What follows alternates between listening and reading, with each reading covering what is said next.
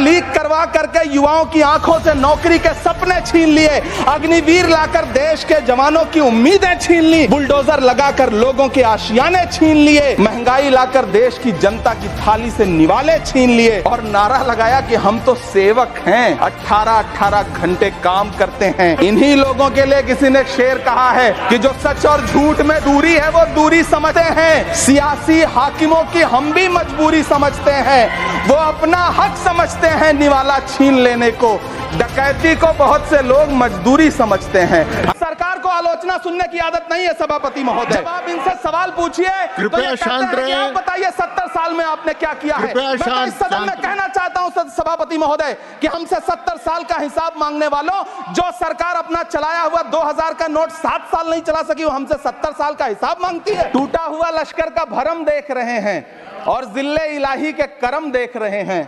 ताकत का नशा अक्ल पे हावी है तुम्हारी, तुम देख ना पाओगे जो हम देख रहे हैं। इस सरकार ने नोटबंदी लगाकर देश की आम जनता की पूंजी छीन ली, बैठे नहीं बोले, टैक्स लगा करके छोटे व्यापारियों के कारोबार छीन लिए, पेपर लीक करवा करके युवाओं की आंखों से नौकरी के सपने छीन लिए, अग्निवीर लाकर देश के जवानों की उम्मीदें छीन ली, बुलडोजर लगाकर लोगों के आशियाने छीन लिए, महंगाई लाकर देश की जनता की थाली से निवाले छीन लिए और नारा लगाया कि हम तो सेवक हैं, 18-18 घंटे काम करते हैं। इन्हीं लोगों के लिए किसी ने शेर कहा है कि जो सच और झूठ में दूरी है वो दूरी समझते हैं, सियासी हाकिमों की हम भी मजबूरी समझते हैं, वो अपना हक समझते हैं निवाला छीन लेने को, डकैती को बहुत से लोग मजदूरी समझते हैं। हमें पता है कि कैसी मजदूरी की जा रही है। अपने शीश महलों में बैठे हुए सरकार के सांसद और मंत्री कह रहे हैं कि महंगाई कम हो रही है।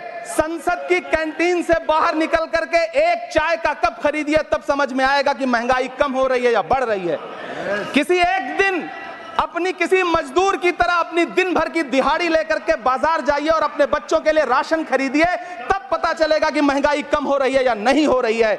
यहां बैठ करके बड़ी बड़ी बातें करना आसान है, ये चूनर धानी धानी भूल जाते, ये पुरवा की रवानी भूल जाते, जो आकर 4 दिन गांव में रहते तो सारी लंतरानी भूल जाते। सभापति महोदय, एक तरफ तो इस बजट में पीएम आवास योजना के तहत 3 करोड़ अतिरिक्त मकान देने की घोषणा है और दूसरी तरफ लखनऊ के अकबर नगर में 1280 वो मकान हैं जिन्हें रिवर फ्रंट बनाने के नाम पे बुलडोजर से जमींदोज कर दिया गया। सभापति महोदय, लोग चीखते रहे, बच्चे बिलखते रहे, वसुधैव कुटुंबकम का नारा लगाने वाली सरकार इंसानों के घरौंदे उजाड़ कर जश्न मना रही है। सभापति महोदय, मेरा बहुत भावुकता के साथ देश के प्रधानमंत्री से सवाल है कि इन उजड़ते हुए मकानों और बेघर होते हुए घरों को देख करके आपको नींद कैसे आती है, आप सो कैसे पाते हैं? मेरा सवाल है इस देश के प्रधानमंत्री से, या तो लोगों के घरौंदे उजाड़ना बंद करिए या फिर करोड़ों मकान बनाने की झूठी घोषणाएं करना बंद करिए। इलेक्टोरल बॉन्ड खरीदने वालों के नाम छुपाने वाली सरकार इन दिनों आम के ठेला लगाने वालों के नाम जानना चाहती है। मुझे तो होटलों, ढाबों या आम के ठेलों पर नेम प्लेट लगवाने वालों से पूछना है कि कभी खून की बोतल पर देखा है किसी का नाम लिखा हुआ? मुझे पूछना है कि क्या कोरोना के दौरान अपनी उखड़ती हुई सांसों के लिए ऑक्सीजन तलाशने वाले किसी इंसान ने ऑक्सीजन लाने वाले किसी इंसान से पूछा था कि ऑक्सीजन लाने वाला इंसान नहीं बोले, सुने माने है? मुझे पूछना है कि लावारिश लाशों के लिए कोरोना में कांधा देने वाले, चिताओं के लिए लकड़ियां सजाने वाले किसी इंसान से पूछा गया था उसका नाम, उसका मजहब? लेकिन इन दिनों पूछा जा रहा है। सभापति महोदय, अफसोस देश के प्रधानमंत्री जी ने कभी न टूटने वाली चुप्पी ओढ़ ली है। सभापति महोदय, मुझे वित्त मंत्री जी से पूछना है कि वो जो कुछ साल पहले 100 स्मार्ट सिटी बनाने का ढोल पीटा गया था, सुना है उस ढोल में पानी भर गया है, इसीलिए आपने उसका नाम बदल करके सिटीज ऑफ ग्रोथ हब्स रख दिया है।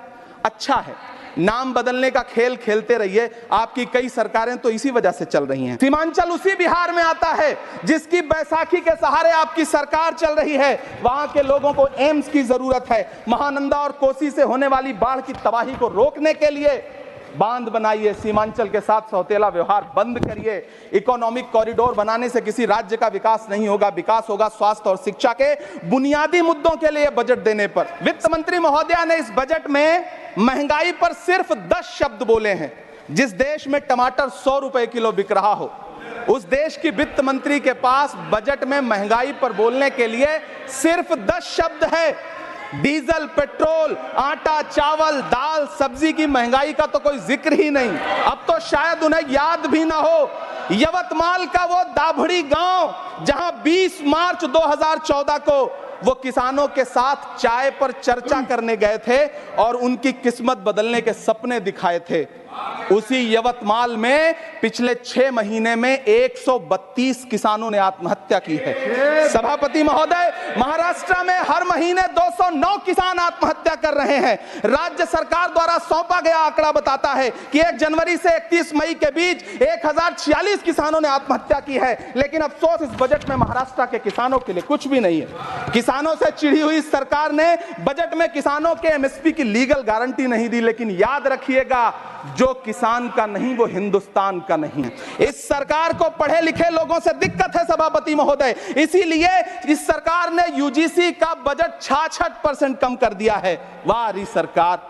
सभापति महोदय, मैं वित्त मंत्री जी के संज्ञान में लाना चाहता हूं कि किशनगंज में एएमयू सेंटर के पास 224 एकड़ जमीन है। यूपीए सरकार ने सोनिया गांधी जी की अगुवाई में 136 करोड़ रुपए एएमयू किशनगंज सेंटर के लिए सेक्शन किए थे। लेकिन आपकी सरकार ने पिछले 10 साल में उस 136 करोड़ में से सिर्फ 10 करोड़ रुपया रिलीज किया है।